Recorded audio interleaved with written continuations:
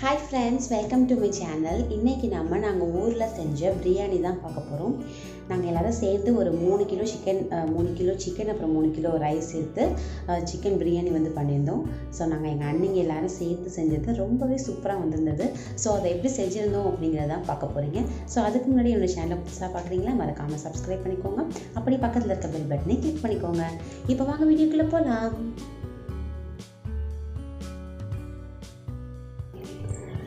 First நல்லா ஒரு பெரிய சட்டியாக எடுத்து வச்சுக்கிட்டோம். அதில் கொஞ்சமாக நல்லெண்ணெய், நாங்கள் வீட்டில் எப்போதுமே நல்லெண்ணெய் யூஸ் பண்ணுறதுனால இதுக்கும் நல்லெண்ணெயே சேர்த்துக்கிட்டோம். அதை சேர்த்துட்டு அதுக்கப்புறம் பார்த்திங்கனாக்கா ஒரு 50 கிராம் அளவுக்கு நெய் சேர்த்துக்கிட்டோம். இது ஃபுல்லுமே பார்த்திங்கனாக்கா விறகடுப்பில் தான் செய்ய போகிறோம். ஸோ ரொம்ப டேஸ்டியாக வரும். அது மாதிரி பிரியாணி செய்யும்போது இந்த மாதிரி பெரிய சட்டியாக வச்சுக்கிட்டா ரொம்ப கிண்ட ஈஸியாக இருக்குங்கக்காக இந்த பெரிய சட்டி எடுத்துக்கிட்டோம். அதுக்கப்புறம் பிரியாணி மசாலா எல்லாத்தையும் போட்டாச்சு. அதுக்கப்புறமா சோம்பு நல்லா ஒரு 2 டேபிள் ஸ்பூன் அளவுக்கு சோம்பும் சேர்த்துக்கிட்டோம். இதெல்லாம் நல்லா புரிஞ்சதுக்கப்புறமா நாங்கள் நறுக்கி வச்சுருந்த ஒரு 1.5 கிலோ அளவுக்கு வெங்காயம் இருக்கும், அது எல்லாத்தையும் சேர்த்தாச்சு. அதோட பச்சை மிளகாய் ஒரு 4 மட்டும்தான் சேர்த்துக்கிட்டோம். ஏன்னா வீட்டுக்கு யாருக்கும் காரம் பிடிக்காது, குழந்தைங்க அது சாப்பிட முடியாதுங்கிறதுக்காக காரம் கம்மியாக தான் போட்டுக்கிட்டோம். ஒரு 4 பச்சை மிளகாய் தான் சேர்த்துக்கிட்டோம். இப்போ வெங்காயம் நல்லா பொன்னிறமாக வதங்குற அளவுக்கு நல்லா பண்ணியாச்சு. அதுக்கப்புறமா நல்லா இஞ்சி பூண்டு பேஸ்ட்டு, அதோடு கொஞ்சமாக சின்ன வெங்காயமும் சேர்த்துக்கிட்டேன். சேர்த்து நல்லா 2 கை அளவுக்கு வந்தது அந்த பேஸ்ட்டு. ஸோ அதை எல்லாத்தையும் இதில் சேர்த்துக்கிட்டோம்.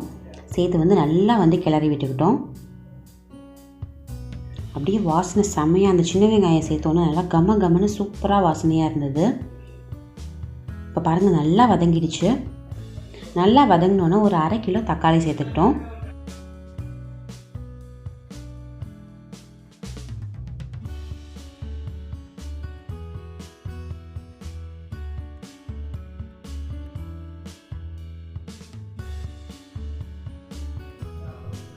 இப்போ அடுத்து நல்லா கழுவி வச்சுருக்க 3 கிலோ சிக்கனை எடுத்துக்கிட்டோம். நல்லா பெரிய பெரிய பீஸாகவே இருந்தது.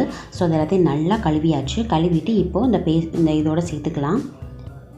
இப்போ இதை நல்லா சேர்த்துட்டு இந்த சிக்கன் நல்லா வேகணும், அந்த எண்ணெயிலையும் நல்லா வதங்கணும். அப்போ தான் சூப்பராக இருக்கும். ஸோ இது எல்லாத்தையும் போட்டு நல்லா கிண்டியாச்சு. கிண்டினதெல்லாம் பார்த்திங்கனாக்கா எங்கள் அண்ணிங்க தான் செஞ்சாங்க. நல்லா வேகணும். நம்ம அந்த சிக்கனே பார்த்திங்கன்னா கொஞ்சம் தண்ணி விடும்ல, அதனால நல்லா அதை வேக விடணும்.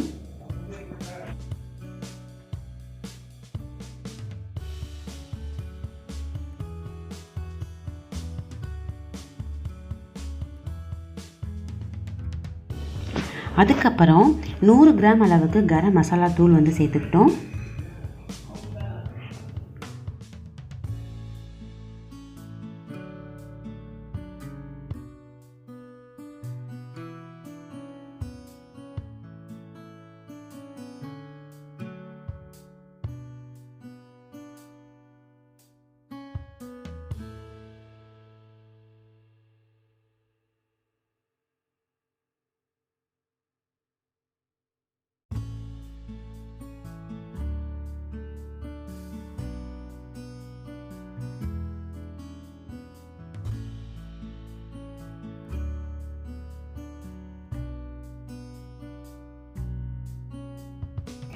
இப்போ அடுத்து 100 கிராம் அளவுக்கு தயிர் சேர்த்துக்கிட்டோம். சேர்த்துட்டு நல்லா மிக்ஸ் பண்ணி விட்டாச்சு.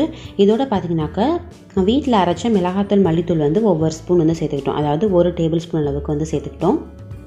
மிளகாய்த்தூள் மட்டும் கொஞ்சம் கம்மியாக சேர்த்தாச்சு. ஏன்னா கரம் மசாலா ரொம்ப காரமாக இருக்கும், அதனால மிளகாய்த்தூள் கொஞ்சம் கம்மியாகவே சேர்த்துக்கிட்டோம். ஏன்னா குழந்தைங்க எல்லோரும் சாப்பிட்ணுங்கிறதுக்காக. உங்களுக்கு ரொம்ப ஸ்பைஸியாக வேணும் அப்படின்னாக்கா நீங்கள் நல்லா காரத்துக்கு நல்லா சேர்த்துக்கலாம். இப்போ நல்லா வெந்துருச்சு. கறியெல்லாம் சூப்பராக இப்போயே வெந்துருச்சு. இனிமேல் தண்ணி ஊற்றிக்க வேண்டியதான்.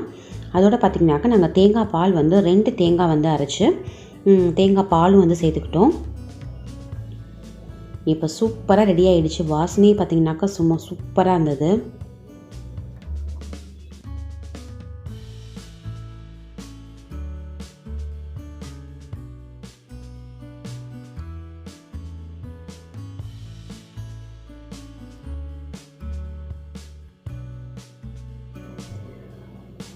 இப்போது தேங்காய் பால் வந்து சேர்த்துக்கிறோம். இது வந்து பார்த்திங்கனாக்கா இந்த பாத்திரத்தால் தான் நாங்கள் வந்து அரிசி வந்து அளந்துக்கிட்டோம். ஸோ 1க்கு 2 அப்படிங்கிற கணக்கில் தான் நாங்கள் வந்து இப்போ தண்ணி ஊற்றிக்கிட்டு இருக்கோம். ஃபஸ்ட்டு வந்து தேங்காய் பால் வந்து ஒரு இது ஃபுல்லாக ஊற்றியாச்சு. அடுத்து வந்து தண்ணி சேர்த்துக்க வேண்டியது தான்.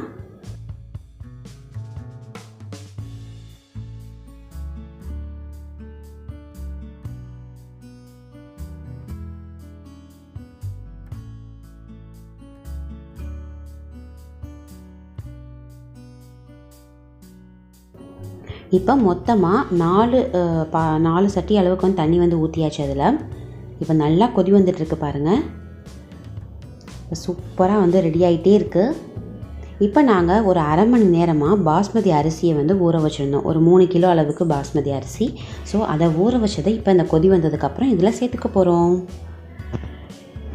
அதுக்கு முன்னாடி நாங்கள் வந்து சிக்கன்லாம் வெந்திருக்கா, எல்லாம் அந்த மசாலாலாம் சூப்பராக இருக்கான்னு சொல்லிட்டு, உப்பு எல்லாம் கரெக்டாக இருக்கான்னு சொல்லிட்டு டேஸ்ட் பார்த்துக்கிட்டே இருந்தோம்.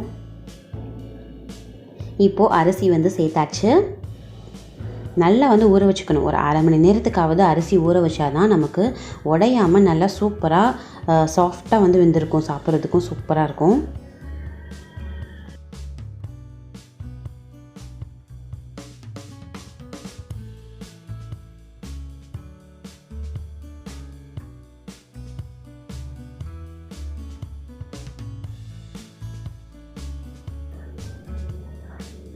இப்போது நல்லா அடுப்பை கொஞ்சம் எரிய விட்டுட்டு கொஞ்சம் அந்த ஒரு கொதி வரணும். அது வந்ததுக்கப்புறமா அடுப்பை வந்து குறைச்சிடணும் நெருப்பை.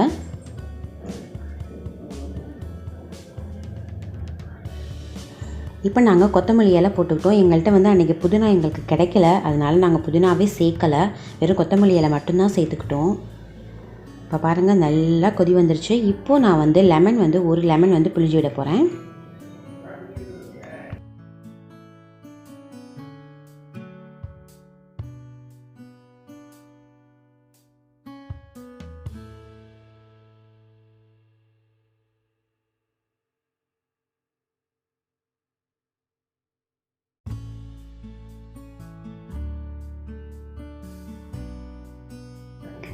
இப்போது தண்ணியெல்லாம் வந்து கரெக்டாக அதோட சேர்ந்துருச்சு. இனிமேல் நம்ம தம் போட வேண்டியது தான்.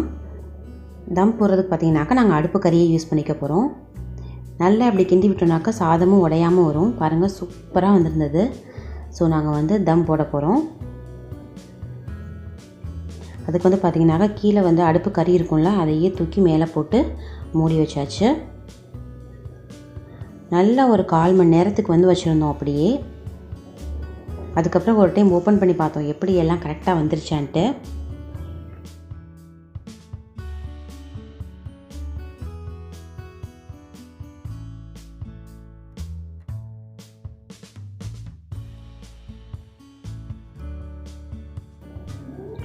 இப்போது ஒரு கிளறி விட்டோம். பாருங்கள் நல்லா சூப்பராக உதிரியாக வந்திருந்தது. இன்னும் ஒரு 5 மினிட்ஸ் அப்படியே வச்சுருப்போம்னு சொல்லிட்டு மூடி வச்சுட்டோம். அப்படியே எங்களுக்கு வந்து டேஸ்ட் பார்க்கலாம் அப்படின்னு சொல்லிட்டு கொஞ்சமாக சாப்பாடே எடுத்துக்கிட்டு நாங்கள் 3 பேரும் சேர்ந்து உட்காந்து சாப்பிட்டோம். நல்லா சூடாக அந்த எடுத்து சாப்பிடும்போது சூப்பராக இருந்தது. ஸோ அதை அப்படியே சாப்பிட்டுட்டு திரும்பி மூடி வச்சிட்டோம். நல்லா வந்து க்ளோஸ் பண்ணி வச்சுட்டு அதுக்கப்புறம் பார்த்திங்கனாக்கா எல்லாேருக்கும் ஒரு 5 நிமிஷம் கழித்து எல்லாேருக்கும் சாப்பிட எல்லாம் ரெடி பண்ணோம். அதே போல் வந்து வெங்காய ரைத்தா வந்து பண்ணிக்கிட்டோம். அதுவும் இதையும் வச்சு சாப்பிட்டோம். அப்புறம் வேக வச்ச முட்டை இதை மட்டும் வச்சு சாப்பிட்டோம். சூப்பராக இருந்தது. எங்கள் அண்ணங்கள்லாம் சூப்பராக இருக்குது அப்படின்னு சொன்னாங்க. எல்லாருக்குமே ரொம்ப பிடிச்சிருந்தது. காரமும் இல்லாமல் நல்லா சூப்பராக செமையாக பண்ணியிருந்தோம். எங்களுக்குலாம் ரொம்ப ஜாலியாக இருந்தது. இப்போ சூப்பரான பிரியாணி ரெடி ஆயிடுச்சு.